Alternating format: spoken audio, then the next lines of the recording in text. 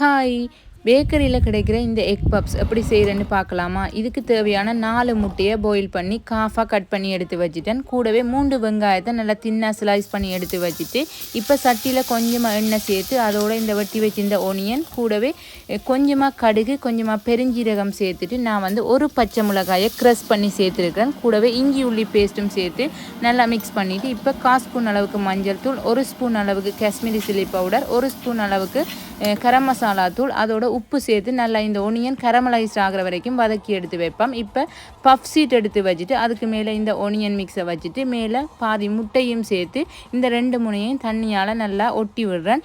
இப்போ அந்த golden brown வாரத்துக்காக நான் எக் பீட் பண்ணி வச்சுருக்கேன். அதை ப்ரெஷ்ஷால் மேலே பூசிட்டு ஓவனை 180 பாகை செல்சியஸில் 10 நிமிஷம் ப்ரீ ஹீட் பண்ணி வச்சுருந்தேன். இப்போ 180 பாகை செல்சியஸில் 25 நிமிஷம் பேக் பண்ணி எடுத்தோம்னா சூப்பரான எக் பப்ஸ் வந்து ரெடி ஆகிடும். கண்டிப்பாக வீட்டில் ட்ரை பண்ணி பாருங்கள்.